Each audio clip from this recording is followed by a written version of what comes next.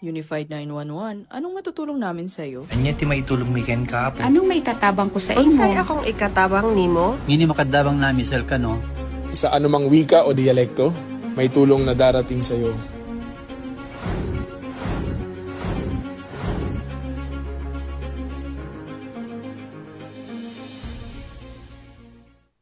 Lilingkod sa bawat Pilipino at magbibigay ng tamang impormasyon para sa tahimik at maayos na Pilipinas. Police News Network, alagad ng batas, tagapagtaguyod ng balita.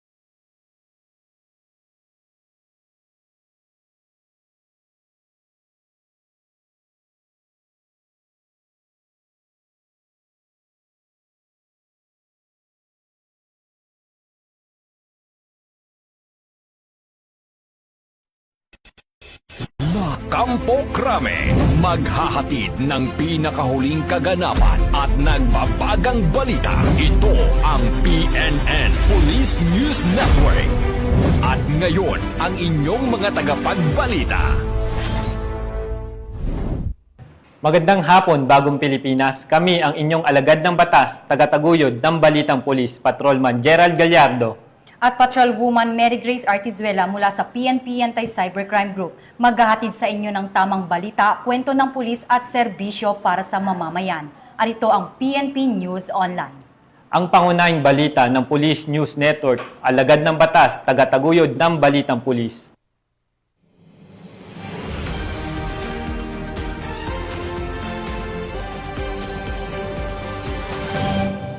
Narito ang mga balitang dapat nyong abangan. Halos 5 milyong pisong halaga ng iligal na droga na kumpiska sa isang linggong operasyon ng Pro-1, 40 katao arestado.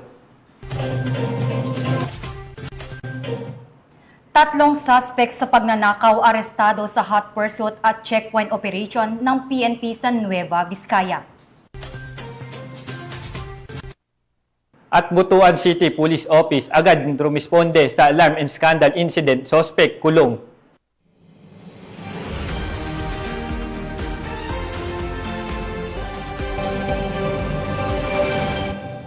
Narito ang mga balitang hatid ng ating PNN correspondent mula sa iba't ibang panig ng bansa.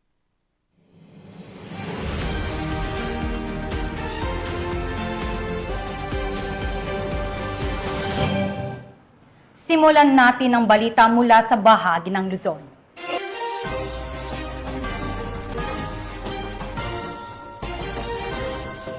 Mahigit 4.9 milyong pisong halaga ng iligal na droga ang nakumpiska habang 40 katao ang naaresto ng serye ng anti-illegal drugs operation na ikinisa ng Police Regional Office 1 sa loob na lamang ng isang linggo. Kaugnay nito, tiniyak ng Pro-1 na magpapatuloy ang kanilang pinaigting ng kampanya laban sa iligal na droga, kasabay ng panawagan sa publiko na makipagtulungan upang tuluyang masawata ang naturang problema. Nakibalita dyan si Police Corporal Mark Anthony Pico. Pinaigting ng Police Regional Office 1 ang kampanya kontra iligal na droga mula August 29 hanggang September 4, 2025 na nagresulta sa pagkakasamsam ng aabot sa 4,909,900 837.20 na halaga ng ipinagbabawal na gamot. Sa loob lamang ng isang linggo, nakapagsagawa ang Police Regional Office 1 ng 36 na operasyon na nagresulta sa pagkakaaresto ng 40 drug suspects at voluntaryong pagsuko ng 3 personalidad na sangkot din sa droga. Kabilang sa nakumpiska ng mga otoridad, ang 413.79 gramo ng shabu, 50.43 gramo ng toyong marijuana, 10,250 fully grown marijuana plants, at 1,000 marijuana seedlings. Ang walang humpay na kampanya laban sa illegal na droga ay bahagi ng kanilang layunin na tiyakin ang kaligtasan ng komunidad, protektahan ang kabataan laban sa bisyo, at buwagin ang mga grupong sangkot sa krimen at karahasan sa buong Region 1. Binigyang diin din ni Police Brigadier General Dendo R. Reyes, Regional Director ng Pro 1, ang kanilang paninindigan. Bawat gramo ng droga na nasamsam, bawat halamang binunot, at bawat sospek na naaresto ay hakbang tungo sa mas ligtas na kinabukasan ng ating mga pamayanan. Hindi titigil ang Pro 1 sa laban kontra iligal na droga. Pahayag ni Police Brigadier General Reyes. Ang tagumpay na ito ay nagpapatunay na ang kapulisan ng Region 1 ay maaasahan, malalapitan at mapagkakatiwalaan. Mula dito sa Ilocos Region, ako ang inyong PNN correspondent, Police Corporal Mark Anthony Pico, alagad ng batas, tagataguyod ng Balitang Pulis. Maraming salamat, Corporal Pico. Sa presinto ang bagsak ng 3 sospek sa pagnanakaw matapos maaresto sa hot pursuit operation ng kapulisan sa Aritaw, Nueva Vizcaya. Patrolwoman Eduardo Balawag sa report. Arestado ang suspect dahil sa pagnanakaw sa pamamagitan ng shoplifting sa isang liquor store sa poblasyon Aritaw, Nueva Vizcaya nito lamang Setyembre taong kasalukuyan. Base sa ulat ng Aritaw PNP, nakipaghabulan pa ang mga pulis sa mga suspect hanggang sa masukol na sila sa isang checkpoint sa boundary ng Nueva Vizcaya, Malico, Pangasinan border checkpoint ng Aritaw PS, Santa Fe PS, 2nd Nueva Vizcaya Provincial Mobile Force Company, RMFB1 at San Nicolas PS. Ayon kay Police Major Benjamin Pagapa Jr., hepe ng Aritaw PNP, nagkunwari ang mga suspect na bibili ng alak. Narinig na may tumunog na bote kaya naalarma yung may-ari. Pagtingin nila, paalis na yung suspect na bumili naman ng 2x2 na alak, pero ang kinuha ay ang mga imported na alak. Dahil sa mabilis na tugon ng PNP, natuntun naman agad ang mga suspect, subalit ng mahalata ng suspect ang papalapit na mobil at ang nakamotor na biktima nila, pinatakbo nila ang van at nabangga pa umano ang motorsiklo. Dito na nakipaghabulan ang mga pulis hanggang sa nakarating sa border ng Pangasinan kung saan naharang na sila ng checkpoint. Kabilang sa mga naaresto ang 33 anyos na babae mula Bicol, 36 anyos na taxi driver mula Benguet, 28 anyos mula sa Caloocan City. Sasampahan ang mga suspect ng kasong pagnanakaw at inaasahang iharap sila sa piskalyang may sakop sa naturang krimen. Patunay lamang na laging handa ang ating kapulisan sa anumang banta ng katahimikan sa ating lugar. Hinikayat ng Valley Cops ang ating mamamayan na makipagtulungan sa ating mga kapulisan at i-dial lamang ang 911 kung may mga nahalatang kahinahinalang kilos upang agad na maaksyonan para sa seguridad ng ating lambak ng Cagayan. Mula dito sa Lambak ng Cagayan, ako ang inyong Police News Network Correspondent, Patrolman Balawag, alagad ng batas, tagataguyod ng Balitang Pulis. Maraming salamat, Patrolman Balawag. Naaresto ang provincial most wanted person sa lalawigan ng Tarlac na may kasong homicide sa barangay San Nicolas 1, Magalang, Pampanga. Ang report mula kay Police Corporal Giselle Rivera. Arestado ng Paniki PNP ang isa sa mga top 10 most wanted sa lalawigan ng Tarlac na may kasong homicide na kung saan nahuli sa barangay San Nicolas 1, Magalang, Pampanga. Kinilala ang suspect na si alias Fredo, 63 anyos, residente ng Mabalacat, Pampanga at tubong Paniki, Tarlac. Siya ay may nakabinbing kasong homicide sa ilalim ng Article 249 ng Revised Penal Code at kabilang sa rank number 9 sa provincial level top 10 most wanted persons. Nadakip ang akusado sa ikinasang manhunt operation na pinagsanib pwersa ng Paniki Municipal Police Station at Magalang MPS. Ang naturang operasyon ay naisagawa sa bisa ng warrant of arrest na inisyo ng RTC Branch 107 Paniki, Tarlac na may inirekomendang piyansa na 120,000. Ayon sa paniki PNP ay maayos na naipaliwanag kay alias Fredo ang kanyang mga karapatan at ito ay kasalukuyang nasa kustudiyan nila para sa kaukulang disposisyon. Ang matagumpay na operasyon ay patunay ng dedikasyon ng mga pulisya ng Gitnang Luzon sa pinaigting ng kampanya laban sa mga kriminalidad upang mapanagot ang mga kriminal at mapanatili ang katahimikan sa nasabing rehiyon. Mula dito sa Police Regional Office 3, ang inyong PNN Correspondent, Police Corporal Giselle V. Rivera, alagad ng batas, tagataguyod ng Balitang Pulis. Maraming salamat, Corporal Rivera. Nasa kote ng San Mateo Municipal Police Station ang tatlong high-value individual sa ikinasang bypass operation sa Barangay Santa Ana, San Mateo, Rizal. Magbabalita dyan si Patrol Woman Genevieve Famoso. Value individual ang naaresto ng San Mateo Police sa isang bypass operation sa Barangay Santa Ana, San Mateo, Rizal. Dakong alas 9 ng gabi, ikinasa ng San Mateo Municipal Police Station sa pakikipag-ugnayan sa PDEA 4A ang bypass operation laban sa tatlong sospek na nakilala sa mga alias na Dexter, Toto at Mike. Isang pulis ang tumayong pusher buyer at nakabili ng isang sachet ng hinihinalang shabu kapalit ng 500 peso. Nasamsam mula sa mga sospek ang 7 sachet ng hinihinalang shabu na may timbang na 41 gram at tinatayang nagkakahalaga ng mahigit 278,000 peso, kasama ang ilang personal na gamit at bypass money. Ang tatlo ay mga bagong natukoy na high-value individuals at kasalukuyang nakapiit sa San Mateo Custodial Facility. Naharap sila sa kasong paglabag sa Republic Act 9165 o Comprehensive Dangerous Drugs Act of 2002. Patuloy ang kampanya ng San Mateo PNP laban sa iligal na droga sa kanilang nasasakupan. Tiniyak ng pamunuan na mas paiigtingin pa ang operasyon upang tuluyang mapuksa ang kalakaran ng ipinagbabawal na gamot at mapanatili ang kapayapaan at kaayusan sa komunidad. Mula dito sa Calabarzon, ako ang inyong Police News Network Correspondent, Patrolwoman Jevie Marie Famoso, alagad ng batas, tagataguyod ng Balitang Pulis. Maraming salamat, Patrolwoman Famoso. Hindi na nakapalagpa ang isang babae matapos maaresto sa ikinasang operasyon ng PNP Anti-Cybercrime Group sa Imus, Cavite dahil sa pangingikil nito sa kanyang dating kasintahan. Yan ang balitang aking tinutukan. Walang kawala ang babaeng ito matapos itong maaresto sa loob ng Robinson's Place, Imus City, Cavite dahil sa pangingikil sa kanyang dating karelasyon. Ayon sa investigasyon, tinakot ng suspect ang biktima na kakasuhan siya ng panggagahasa kung hindi nito ibibigay ang perang hinihingi ng suspect. Dahil sa takot at panggigipit, napilitan ng biktima na dumulog sa mga otoridad upang humingi ng tulong. Agad namang ikinasa ng mga operatiba ng Cavite Provincial Cyber Response Team ang isang operasyon na nagresulta sa pagkakaaresto kay alias Talia, 31 anyos, na nahaharap ngayon sa mga kasong grave coercion at robbery with intimidation of persons.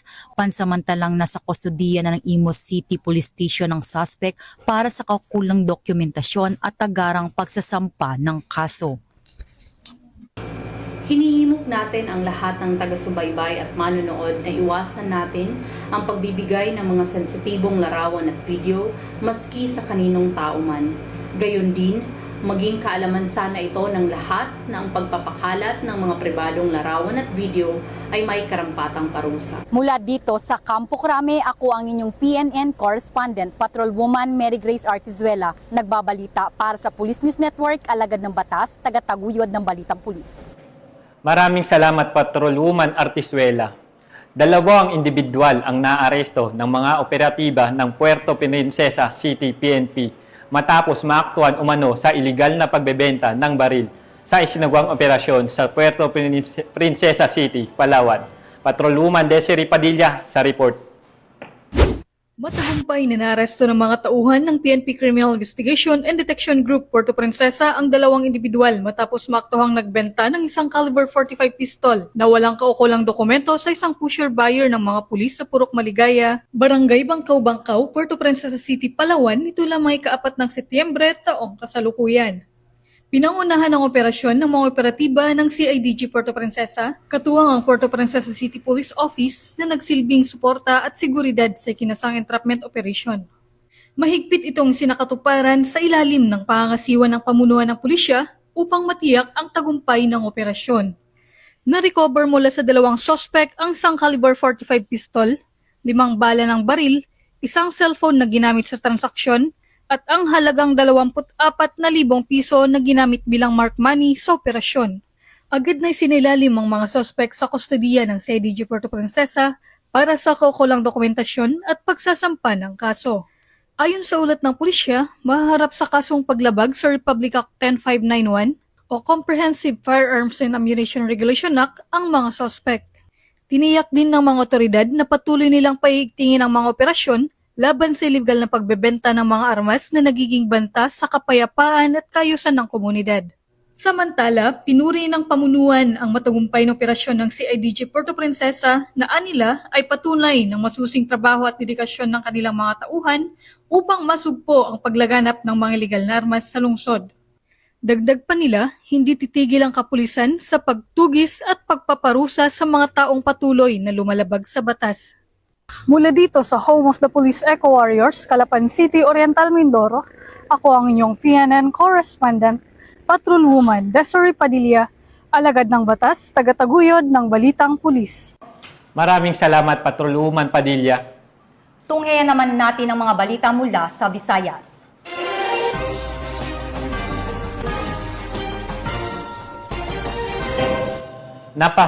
Napasakamay ng mga otoridad ang nakatalang top 1 municipal most wanted person mula sa Zamboanga del Sur na naharap sa kasong rape sa isinugwang operasyon sa Barangay Villa Consuelo na Naval, Biliran. Kasalukuyang nasa kustodiya ng pulisya ang suspect para sa kaukulang disposisyon at pagsasampa ng kaso sa korte. Patrolwoman Cristel Palafox sa balita. Ng otoridad ang nakatalagang top 1 municipal most wanted person na may kasong rape matapos mahuli sa Barangay Villa Consuelo, Naval, Biliran. Bandang alas 3:45 ng hapon nang maresto ang akusado ng mga tauhan ng Naval Municipal Police Station kasama ang Biliran Provincial Intelligence Unit sa koordinasyon sa Zamboanga del Sur Provincial Intelligence Unit at Tukuran Municipal Police Station sa bisa ng warrant of arrest para sa kasong rape na walang nirekomendang piyansa. Ang akusado ay dinala sa Naval Municipal Police Station para sa kaukulang dokumentasyon at tamang disposisyon. Ang pambansang pulisya ay hindi titigil sa pagtugis sa mga nagkasala at patuloy na nagkakasala sa batas upang matiyak ang kaayusan at katahimikan sa ating bansa. Dahil sa bagong Pilipinas, ang gusto ng pulis, ligtas ka. Mula dito sa Eastern Visayas, ako ang inyong PNN correspondent, Patrolwoman Palafox, alagad ng batas, tagataguyod ng Balitang Pulis. Maraming salamat, Patrolwoman Palafox. Bumagsak sa kamay ng mga otoridad ang isang umano'y supplier ng shabu sa Iloilo matapos ang ikinisang operasyon na nagresulta sa pagkakasamsam ng higit 4.4 milyong halaga ng iligal na droga at hindi lisensyadong baril. Narito ang report mula kay Patrolwoman Andrea Dominic de Palubo. Ang kilalang pangunahing supplier ng iligal na droga sa buong lalawigan ng Iloilo sa isang matagumpay na bypass operation ng mga kapulisan sa Barangay Padyos, Sara, Iloilo nito lamang ika-6 ng Setyembre taong kasalukuyan. Ang operasyon ay isinagawa ng Provincial Drug Enforcement Unit na pinangunahan ni Police Lieutenant Gabriel Gilmer Manguera, Deputy Chief, sa superbisyon ni Police Major Daji de Lima, Chief RPDEU 6 na nagresulta sa pagkakadakip sa mga sospek na si alias Brook, 37 taong gulang, dating seaman at residente ng Barangay Bangkal, Carles, Iloilo, main target ng operasyon at naitalagang King of the North. Kasama ring naaresto ang 4 pa nitong kasama na kinilala na sina alias Anthony, 57 taong gulang, isang driver, alias Dex, 44 na taong gulang, at 2 babae na sina alias Bianca, 20 taong gulang, at alias Connie, 50 taong gulang. Nakumpiska ang humigit kumulang 650 gramo ng hinihinalang shabu mula sa mga sospek na may tinatayang halagang 4,420,000 pesos. Bukod dito, nasamsam rin ang isang homemade 9mm caliber revolver at iba pang non-drug items. Kasalukuyang nasa himpilan na ng Sara Municipal Police Station ang mga sospetsado para sa tamang disposisyon at mahaharap sa kasong paglabag sa Republic Act 9165 o ang Comprehensive Dangerous Drugs Act of 2002 at Republic Act 10591 o Illegal Possession of Firearms, Ammunition, and Explosives. Kasalukuyang iniimbestigahan pa ng mga kapulisan ang pinanggalingan ng supply ng grupo ni Brook at may posibilidad din ng koneksyon sa isang SB member mula sa isa sa mga bayan ng Iloilo. Sa kabila ng patuloy na banta ng iligal na droga, nananatiling matatag ang Philippine National Police sa kanilang layunin ang protektahan ang bawat pamilyang Pilipino at tiyaking ligtas ang kinabukasan ng susunod na henerasyon. Ang matagumpay na operasyon ay patunay sa matibay na kampanya ng Police Regional Office 6 laban sa iligal na droga na naglalayong putulin ang mga pangunahing supply na ipinagbabawal na droga sa rehiyon at maalis ang mga impluwensyang nagpapalaganap ng kriminalidad. Hindi lamang ito simpleng operasyon, ito ay bahagi ng mas malawak na layunin ng Philippine National Police na pangalagaan ang kaligtasan at kinabukasan ng mamamayan. Sa tapang, dedikasyon at malasakit ng ating kapulisan, unti-unti nating naisasakatuparan ang isang lipunang payapa, malinis at drug-free na Western Visayas. Mula dito sa Police Regional Office 6, ako ang inyong Police News Network Correspondent, Patrolwoman Andrea Dominic Di Palobos, alagad na batas, tagataguyod ng Balitang Pulis. Maraming salamat, Patrolwoman De Palubos. Tiniyak ng Police Regional Office 7 ang seguridad at kaayusan sa pagsasagawa ng 2025 bar examination sa Cebu City. Ang buong detalye ng report mula kay Patrolwoman Flora May Azares. Handaan ng Police Regional Office 7 ang kanilang security forces upang matiyak ang ligtas at maayos na pagsasagawa ng 2025 bar examinations na nakatakda sa Setyembre 7, 10 at 14 ng taong kasalukuyan sa University of San Jose Recoletos, Basak Campus, Cebu City. Sa pamamagitan ng Cebu City Police Office, ang Pro-7 ay nagpakilos ng maraming kapulisan sa ilalim ng isang komprehensibong plano sa seguridad. Ang mga specialized teams ay tinalaga sa area protection, intelligence monitoring, traffic management, explosive ordnance disposal na may K9 units, civil disturbance management at pangkalahatang pangangasiwa sa lupa. Lahat ay nakatuon sa pag-iingat sa bar examinees at pagtiyak ng maayos na pagsusulit. Sa mahigit 1,300 na aspiring lawyers na inaasahang kukuha ng bar exam, tiniyak ng Pro-7 ang bawat pag-iingat ay sinasagawa upang maprotektahan ang integridad ng pagsusulit at ang kapakanan ng examinees. Ayon kay Police Brigadier General Rodrigo A. Maranan, Regional Director ng Pro-7, Pro-7 is 100% prepared to ensure the 2025 bar examination in Cebu City are safe, orderly, and secure. Our detailed security plan protects not only the examinees, but also the integrity of the exams. To our future lawyers, good luck. We are here to keep you safe. Karon kay once full raman ta, so nag-focus ang atong deployment, security deployment sa diri sa USGR. Actually, within pan lang ta sa gawas ng area sa USGR, including sa Luyo, kay i-check po nato kay basig niya na mga disturbances no na ato ang mga examine. So within sa gawas lang ta sa area sa USGR. Whole area diri atong lalo na kaning establishment kay basig niya na mga disturbances no na maka-create o hamper sa mga examining within sa perimeter sa USGR at lang gi-check. Mula dito sa Central Visayas, ako ang inyong Police News Network Correspondent, Patrolwoman Flora May Azares, alagad ng batas, tagataguyod ng Balitang Pulis. Maraming salamat, Patrolwoman Azares. Narito naman ang mga balita mula sa bahagi ng Mindanao.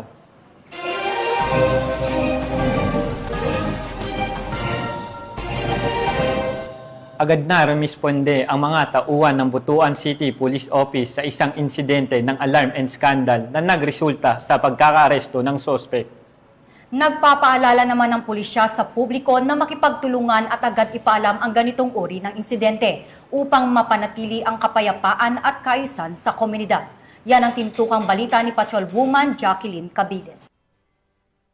Ng mga tauhan ng Butuan City Police Office ang isang lalaki na nagdulot ng takot at abala sa publiko sa Barangay Bading, Butuan City. Kinilala ang sospek sa alias Nasab, 30 anyos, binata, walang trabaho at residente ng Tando Bato, Hulusulu. Agad na rumisponde ang patrol section ng BCPS-2 kasama ang duty investigator matapos makatanggap ng ulat mula sa isang concerned citizen. Tagumpay nilang naaresto ang suspect at nakumpiska mula rito ang isang caliber 45 na replika o laruang baril. Sa ngayon, nasa kustudiya na ng himpilan ang suspect at ang nakumpiskang ebidensya para sa tamang dokumentasyon at disposisyon. Muling paalala ng kapulisan na manatiling mapagmatsyag at agad magsumbong sa anumang kahina-hinalang aktibidad sa inyong lugar.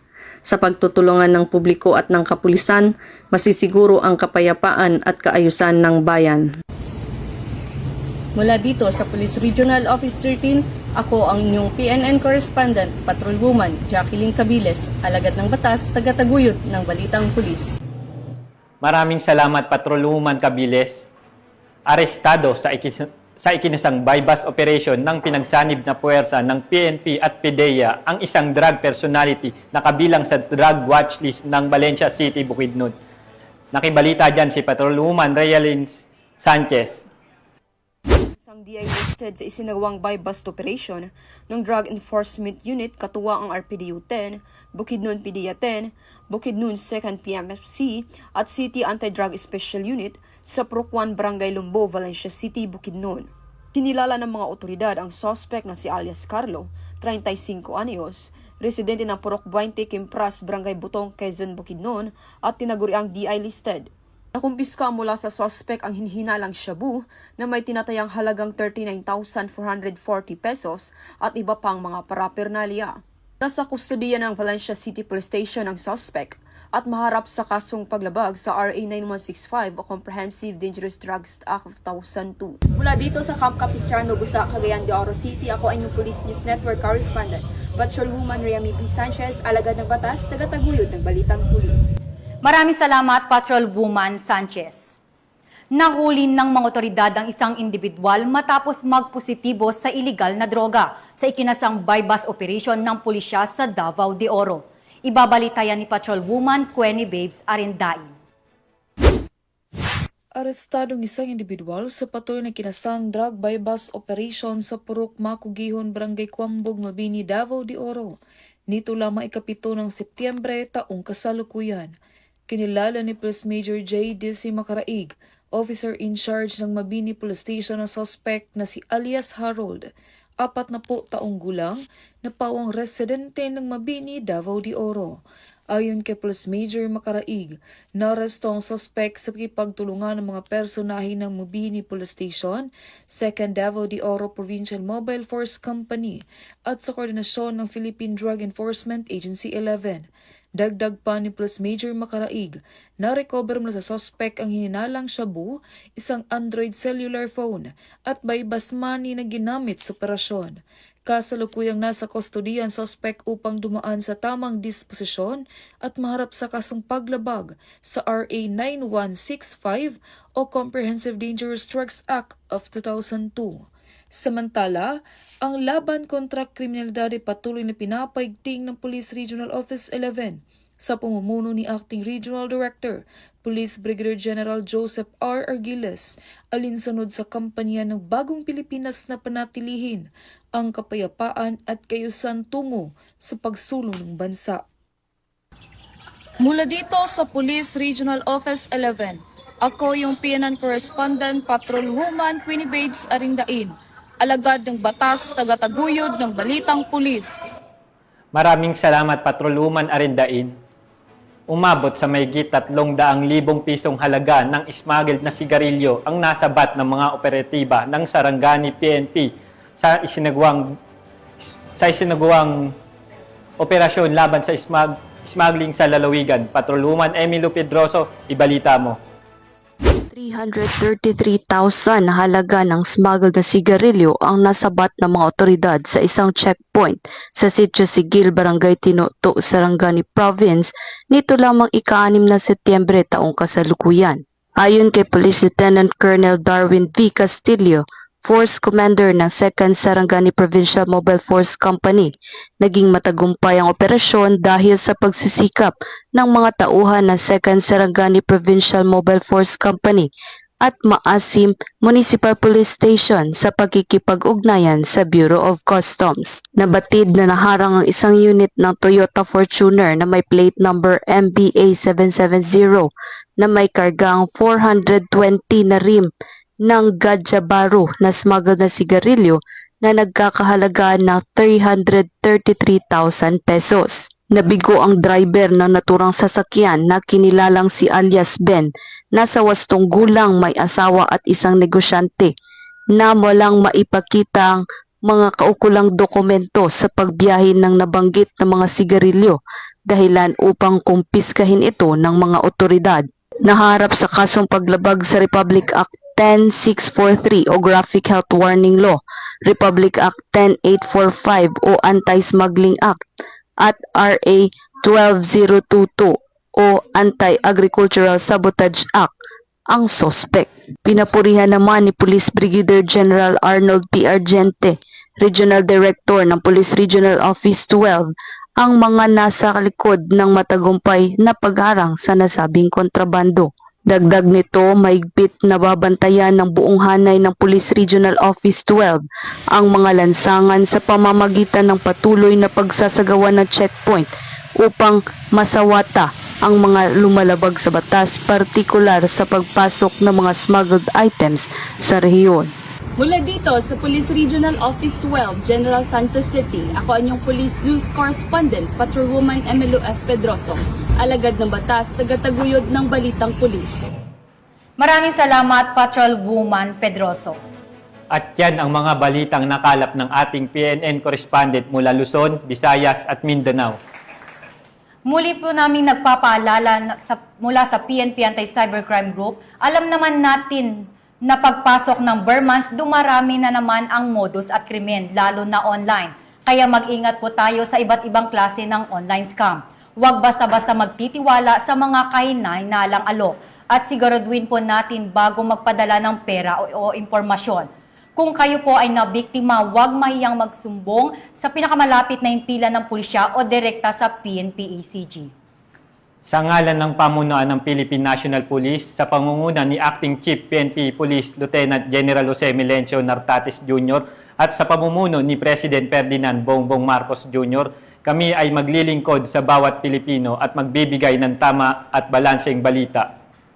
Mula rito sa tanggapan ng tagapag-ugnay ng Pambansang Pulisya, kami ang inyong alagad ng batas, tagataguyod ng Balitang Pulis, Patrolman Gerald Gallardo, at Patrolwoman Mary Grace Artizuela mula sa PNP Anti-Cybercrime Group, maghahatid ng tamang balita, kwento ng pulis at serbisyo para sa mamamayan. At ito ang PNP News Online. ang pangunahing balita ng Police News Network.